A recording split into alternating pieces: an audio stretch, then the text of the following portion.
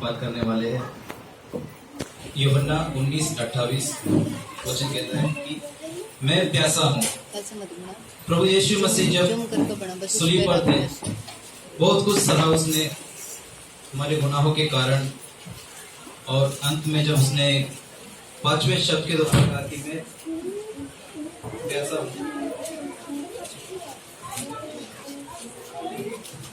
Hallelujah, मैं प्यासा हूँ। तो प्यास को अगर हम समझेंगे, गौर करेंगे इस चीज पर कि प्यास सिर्फ पानी की नहीं होती। जैसा गर्मी का समय सब पानी पी रहे थे, एक वो प्यास बुझ गई। सिर्फ एक पानी की प्यास नहीं होती, इंसान के शरीर में बहुत सी प्यास होनी चाहिए। जैसे प्रभु यीशु मसीह को प्यास थी कि आत्माएं बचाई जाए, प्राण बचाया जाए। यीशु मसीह सूली पर थे, फिर भी उसने एक प्राण कमाया वहां पर, क्योंकि उसमें प्यास थी। वो प्यास आज हमारे अंदर होनी चाहिए कि हम किस तरह परमेश्वर की महिमा करें, किस तरह हम प्राण कमाए। प्राण कमाने की हमारे अंदर प्यास होनी चाहिए। प्रभु के लायक बनने के लिए हमारे अंदर प्यास होनी चाहिए। पवित्र आत्मा के लिए हमारे अंदर प्यास होनी चाहिए। एक उदाहरण के तौर पर अगर हम गौर करेंगे तो जब अब्राहम ने अपने बेटे इसहाक के लिए दुल्हन चॉइस करनी थी, तो उसने अपने दास के द्वारा उससे शपथ ली कि मुझे शपथ दे, निश्चय तू मेरे कुटुंबियों में से मेरे लिए, मेरे बेटे के लिए एक दुल्हन लेके आएगा, और तुमसे परमेश्वर के सामने शपथ खा। तो उन्होंने शपथ खाई, और सारांश में बताएंगे हम। देखें, उत्पत्ति के पुस्तक में लिखा गया है, उत्पत्ति 24 अध्याय में इसका वर्णन किया गया। हम घर पे जाके पढ़ सकते हैं, मैं सारांश में बताऊंगा।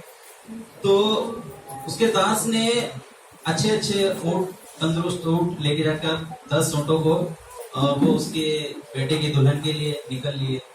तो उन्होंने रास्ते में एक कुआं देखा और प्रभु से प्रार्थना की कि प्रभु, इनमें से मैं कैसे पहचानूं कि काफी स्त्रियां जब वहां पे पानी भरने आई, शाम का समय था, तो मैं कैसे पहचानूं प्रभु जी, तेरे चुने हुए इनमें से वही है। तो उन्होंने दुआ की कि मैं, जो मुझे पानी पिलाएगी और मेरे ऊँटों को भी पानी पिलाएगी, तो वो मेरे मालिक की बेटे की दुल्हन होगी। तो उन्होंने पास जाकर कुएं के बैठ गए वो, और जब वो स्त्रियां आई, उनमें रिबिका थी उनमें, तो उन्होंने कहा कि मैं प्यासा, मुझे पानी पिला। और रिबिका ने कहा कि ले, पी ले। और पीने के बाद उसने कहा कि तुम्हें पिलाने के बाद मैं तुम्हारे ऊँटों को भी पानी पिलाऊंगी। और ऊँटों को पानी पिलाना कोई खाने का काम नहीं है। हालेलुया। एक ऊँट इतना पानी पी जाएगा जितने हम सब मिलके भी नहीं पी सकते। और उस समय कोई मोटर नहीं थी, कोई नल नहीं थे, मटके कुएं में डाल के खींच के निकालना कोई आसान बात नहीं थी। लेकिन उस स्त्री में वो गुण था और उसमें वो प्यास थी कि मैं उसकी प्यास बुझाऊं। आज वो प्यास हमारे अंदर होनी चाहिए। मुझे ऐसा लगता है कि अगर किसी ने हमें 2-3 बार पानी मांग लिया, तो हम चौथे 5वें टाइम बोल देंगे यार उठ के ले लेना, परेशान कर दिया। हालेलुया। सिर्फ 2-4 बार में तो उसने उसके 10 ऊँटों को, वो भी ऊँट अच्छे भले तंदुरुस्त ऊँटों को लेके गया था, तो उन्हें पानी पिलाया।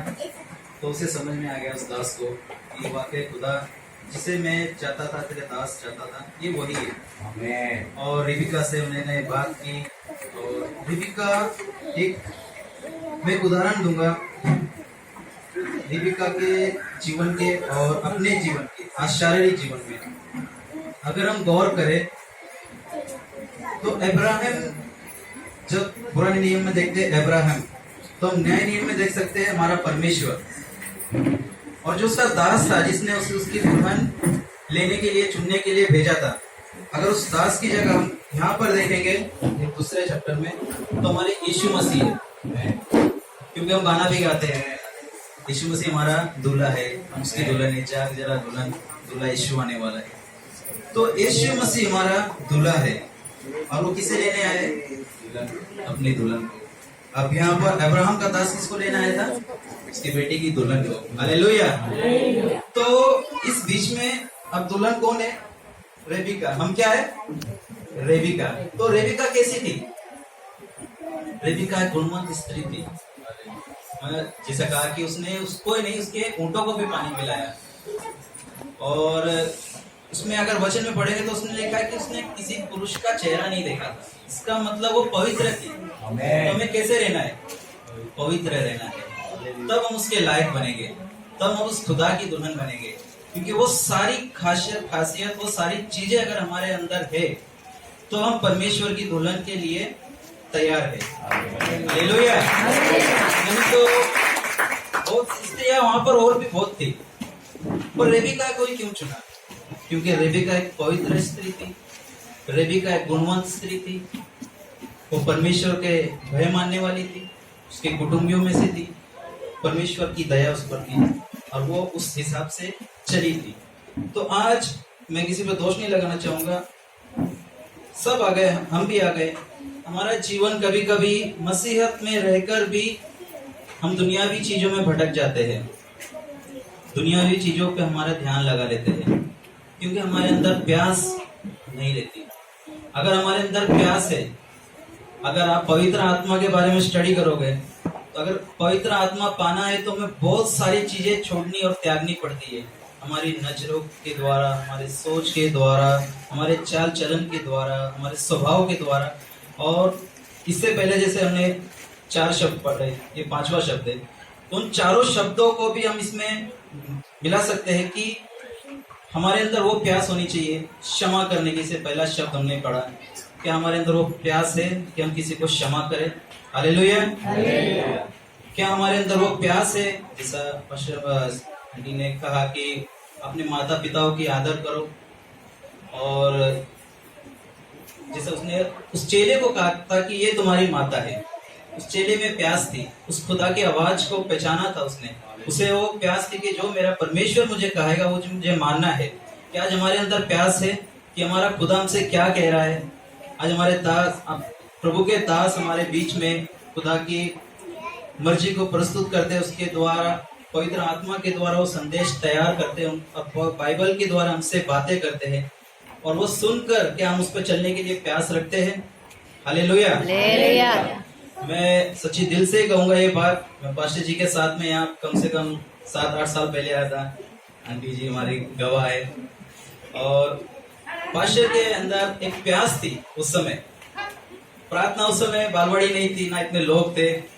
एक आंटी, प्यारे आंटी थी परमेश्वर ने, उसके द्वारा पास्टर जी ने वहाँ पे प्रेयर शुरू की, और हम चल के आ रहे थे ऐसा चढ़ान पर, और चढ़ते चढ़ते थोड़े हपने लगते, शायद यहाँ वालों को आदत होगी बाहर से आते तो थोड़े थक जाते, तो दम चढ़े हुए तो पास्टर जी बहुत चढ़ना पड़ता है ऊपर। तो पास्टर जी बोले, ब्रदर मेरी एक ख्वाहिश है, एक प्यास है, मैं सच्ची बात बता रहा हूँ, कि मेरे घुटने जब तक चल रहे मैं प्रभु के लिए इन्हें घसा दूंगा एकदम।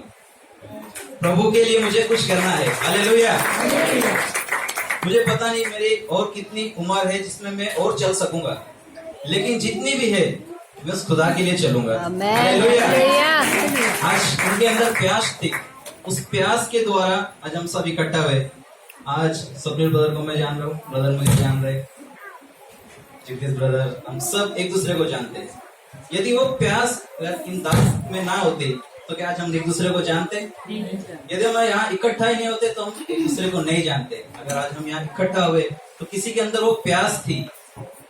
हालेलुया। तो परमेश्वर का तहे दिल से धन्यवाद करेंगे कि उसने अच्छा चरवा हमारे बीच में दिया, जिसने इस प्यास के द्वारा इस कलेशिया को खड़ा किया, और प्यारी आंटी हमें दी जिसकी प्रार्थना के द्वारा, क्योंकि हर चीज के पीछे, हर कामयाबी के पीछे एक प्रार्थना होती है। किसी भी परिस्थिति थी, आंटी जी ने प्रार्थना नहीं छोड़ी, पास्टर जी ने प्रार्थना नहीं छोड़ी, पास्टर जी के अंदर प्यास थी, उन्होंने आना नहीं छोड़ा। आज आए आते आज प्रभु का एक भवन तैयार हो गया। हालेलुया। खुशी की बातें मानेंगे। तो कहने का मतलब यही है, जब यीशु ने कहा कि मुझे प्यास लगी है, तो प्यास से हम बहुत कुछ चीजों पे गौर करना चाहिए। मैं प्रभु को उस समय भी आत्मा की प्यास थी, क्योंकि बहुत से लोग उसके खिलाफ थे, जो उसके सामने खड़े थे वो सब उसके करीबी नहीं थे, उनके खिलाफ भी थे। जो क्रूस पे लटकाए भी उनको बोल रहे थे कि इन्हें मारो, लेकिन फिर भी प्रभु ने क्यों कहा कि मुझे प्यास है? प्रभु चाहता था वो भी बचे। और चेलों को उन्होंने चुना, चेलों को सिखाया। चेले जब ठंडे पड़ गए, लेकिन प्रभु ने उन्हें फिर से दर्शन के द्वारा उनसे बात की, तब उनमें प्यास जगी। उन चेलों ने जाकर प्रचार किया और एक एक पूरे पूरे गांव विश्वास में आ गए। हालेलुया। जब उनमें प्यास आई, चेलों ने और चेले बनाए, उन चेलों ने और चेले बनाए और बड़े बड़े परमेश्वर के काम करेगा। हम प्रेरितों की पुस्तक पढ़ेंगे तो उनमें लिखा हुआ है, एक जगह पर चेलों को एक गांव में बहुत पीट दिया, मार पीट के बाहर छोड़ के आ गए। तो मैं पढ़ रहा था तो मुझे बहुत हंसने आया।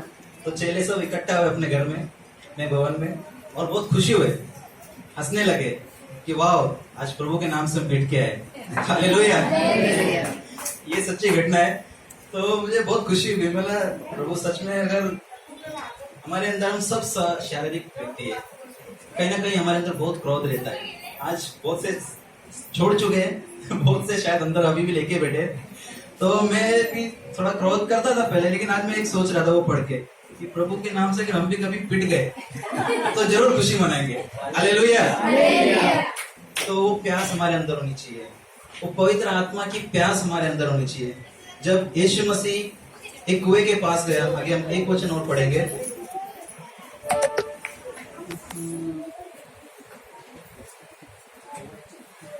यूहन्ना की पुस्तक में 4 अध्याय में लिखा है,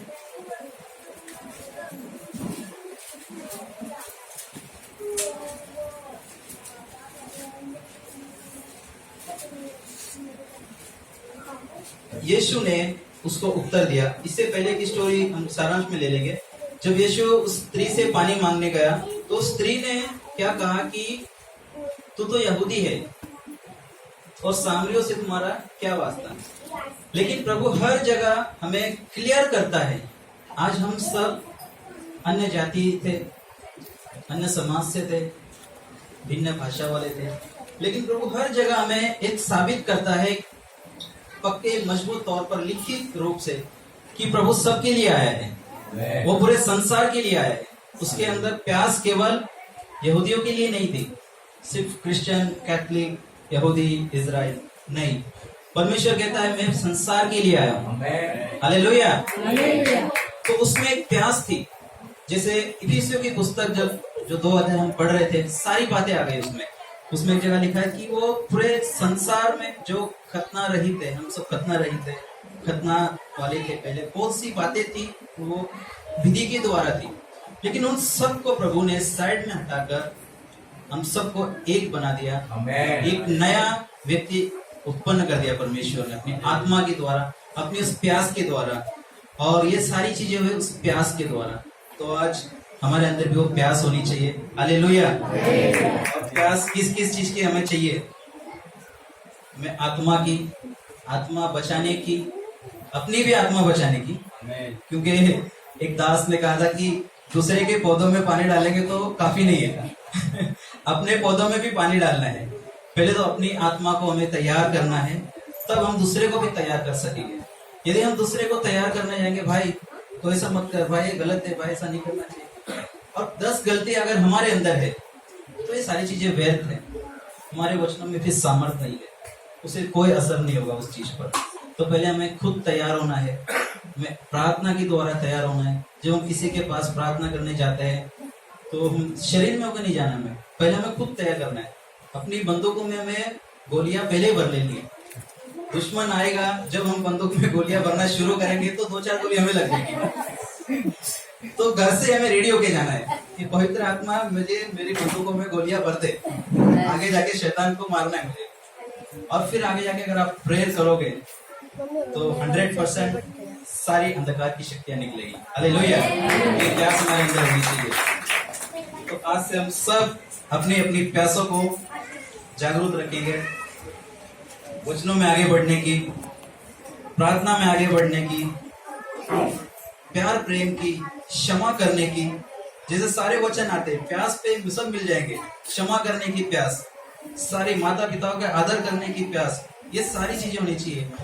प्रभु ने जो आज्ञा दी, हमें गौर करना है कि यीशु ने किन्हीं जगहों पे डायरेक्ट खुद ऐसा कहा कि ये मेरा कहना है, तू उसे मानना। कल जो विधि की, जो हमने कार्य किया पास्टर जी के द्वारा, हमने पैर धोने की प्रार्थना की, तो ये प्रभु की कहे हुए एक बात थी जो पूरी की। हालेलुया। प्रभु के दास ने इस चीज के लिए बहुत प्यास थी कि ये प्रभु ने बोला हुई चीज है, लेकिन ये प्यास क्या हमारे अंदर है कि ये चीज साल में एक बार होनी है और हमें सब ने जाना है, क्योंकि ये प्रभु ने बोला हुआ है, ये प्रभु के बोले हुए शब्द है। तो ये प्यास हमारे अंदर होनी चाहिए। अब तक जो कमियां थी हम सब उससे हटाकर हमारी प्यास को बढ़ाएंगे। हम चर्च में आएंगे, चर्च में आने की प्यास, प्रार्थना करने की प्यास, पवित्र आत्मा को पाने की प्यास, वचनों में आगे बढ़ने की प्यास, आत्माओं को कमाने की प्यास, परमेश्वर का सुसमाचार प्रचार करने की प्यास हमारे अंदर होनी चाहिए। हालेलुया। और मैं ज्यादा समय नहीं लूंगा क्योंकि और भी समय कम हो गया, तो मैं प्रभु का धन्यवाद करूंगा, छोटी सी ये प्रार्थना करूंगा। प्रभु परमेश्वर धन्यवाद करते, परमेश्वर याद करते प्रभु जी आपके उस दुख के पल को जब आप कलवारी क्रूस पर थे प्रभु जी, उस वक्त भी प्रभु जी आपके हृदय में प्यास थी प्रभु। और प्रभु शारीरिक तौर पे हम देखते तो आपके शरीर में रक्त पूरा सूख गया था, निकल गया था प्रभु जी, पानी का प्रभु जी खंजर के द्वारा सब कुछ बह गया था। उस वक्त प्रभु जी आपने कहा मुझे प्यास लगी, आपको प्यास थी आत्माओं की प्रभु जी जो बचाई जानी प्रभु जी। आज वो प्यास हम सब के अंदर होनी चाहिए प्रभु। और प्रभु जी अब तक जो भी हमारे अंदर प्रभु जी हम अपने आप को दीन करते आपके आगे, कोई कमियां है तो परमेश्वर से तो दूर करना और तेरी प्यास को हमें जगाए रखना परमेश्वर, तुझमें बड़े आशीष पर यीशु के नाम से। हालेलुया। हम ताली बजा के परमेश्वर को धन्यवाद देंगे।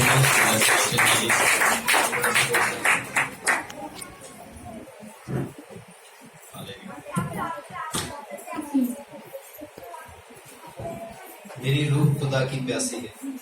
तो रूह मतलब हमारी आत्मा हमेशा उस खुदा की प्यासी रहनी चाहिए। ये एक कोरस को गाएंगे, बड़ा प्यारा गीत है, कहीं कुछ मिस्टेक हो जाएगा तो क्षमा करना। मेरी रूह खुदा की प्यासी है, मेरी रूह